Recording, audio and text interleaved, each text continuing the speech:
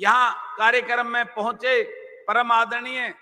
गुजरात से पूर्व मुख्यमंत्री आदरणीय शंकर सिंह वाघेला जी, यूपी के पूर्व मुख्यमंत्री भाई अखिलेश यादव जी, त्रिलोचन त्यागी जी, महासचिव आरएलडी भाई मनोज जी और मंच पर मंचासीन मेरे समस्त आदरणीय अनेकों दलों के नेतागण और आज के मेरे इस कार्यक्रम में पहुंची मेरी मातृशक्ति, पिता तुल्य बुजुर्गों, युवा साथियों, छायाकार पत्रकार बंधुओं, आप सबको बलराज कुंडू की राम राम। आज आप सबके मन में और पूरे प्रदेशवासियों के मन में एक सवाल है कि हमने ये पार्टी क्यों बनाई। मुझसे पूर्व भाई अखिलेश जी ने भी बताया कि आज जिस प्रकार के राजनीतिक व्यवस्थाएं हैं उनको देखकर भाई अखिलेश जी ने भी एक दल बनाकर उस हिंदुस्तान के सबसे बड़े प्रदेश की कमान संभालकर वहां ऐसी अलग जगाई थी शिक्षा को बढ़ावा देने के लिए। भाई अखिलेश जी को लैपटॉप चीफ मिनिस्टर के नाम से जाना गया। वहां के ग्रामीण अंचल के युवाओं को वो मॉडर्न शिक्षा देने के लिए इन्होंने उनको हर सुविधा उपलब्ध कराने का काम किया। इनकी उस नीति को से प्रभावित होकर हमने भी अपने इस प्रदेश में, अपने क्षेत्र में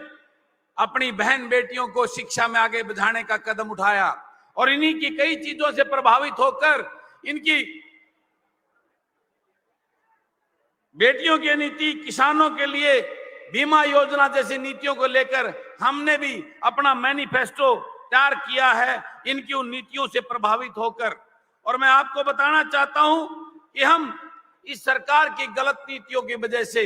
हमने ये निर्णय लिया कि प्रदेश में एक ऐसे दल की जरूरत है जो किसान मजदूर कमेरा वर्ग के उस दर्द को जानने वाले, उस किसान मजदूर के बेटा बेटी जो पढ़े लिखे और ऊर्जावान हो और जन सेवा की सोच का लक्ष्य रखते हो, उनको आगे बढ़ाकर उनको राजनीति में आगे लाने के लिए हमने ऐसा प्लेटफॉर्म तैयार किया है जिससे वो अपने उस किसान मजदूर की लड़ाई लड़ सकें। क्योंकि आप सब ने देखा, पूरे हरियाणा ने देखा, मैं तो एक नॉन पॉलिटिकल परिवार से आता हूं।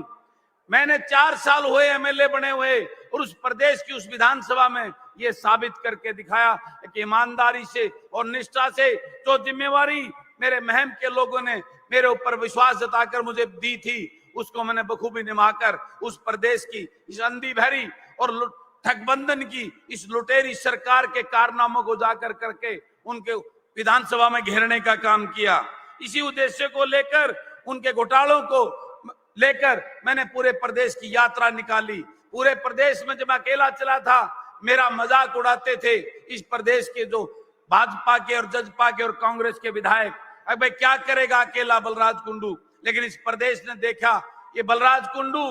उस राजस्थान के बॉर्डर से रघु जी का आशीर्वाद लेकर हमने जो यात्रा शुरू की थी और पंचकुला में उसका डंका बजाया था, पूरे प्रदेश में एक अलग उस बात की चर्चा हुई थी राजनीतिक गलियारे में।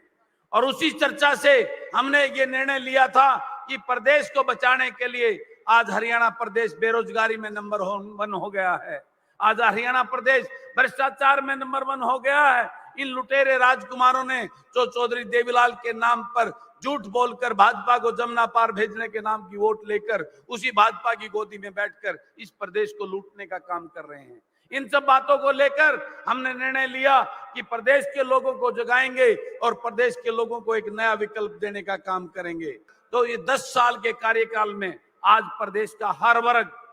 इस भाजपा सरकार की नीतियों से अपने आप को ठगा हुआ और लुटा हुआ महसूस कर रहा है। आज प्रदेश का हर वर्ग, कर्मचारी, व्यापारी,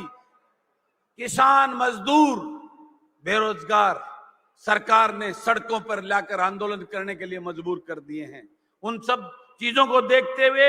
हमने उनको हक दिलाने के लिए कि हम ऐसी सरकार बनाएंगे जो आपके बेटा बेटी जिसके अंदर विधानसभा में जाएंगे तो कभी इस प्रदेश में ना कर्मचारी को, ना व्यापारी को, ना किसान को, ना मजदूर को, ना युवा को, ना किसी और को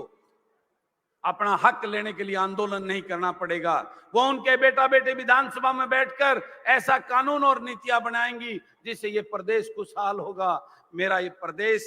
जो आज युवा गर्दिश में गया है, आज नशे और अपराध की तरफ बढ़ रहा है, उसको बचाने के लिए हम सबको ये लड़ाई लड़नी है और इस प्रदेश को बचाने का काम करना है। इन सब चीजों को देखकर मैंने आप सबके से डिस्कस करके हरियाणा जनसेवक पार्टी क्या उद्देश्य रोड मैप लेके आई है, आपके समक्ष आज लेकर आया हूं। मैं आपको बताना चाहता हूं, आज सबसे मेन सबसे बड़ी समस्या बेरोजगारी की समस्या है। तो हमने निर्णय लिया है बैठ के, हरियाणा जनसेवक पार्टी अगर भाजपा की सरकार बनती है तो पढ़े लिखे काबिल घूम रहे बेरोजगार युवाओं के लिए रोजगार के अवसर पैदा करके गंभीरता से काम होगा और हर विभाग के खाली पदों को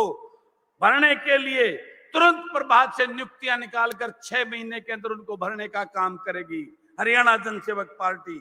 और जितने खाली पद पड़े हैं उसमें किसी रिटायर्ड आदमी को नहीं लगाया जाएगा, युवाओं को नियुक्ति देने का काम करेगी हरियाणा जनसेवक पार्टी की सरकार।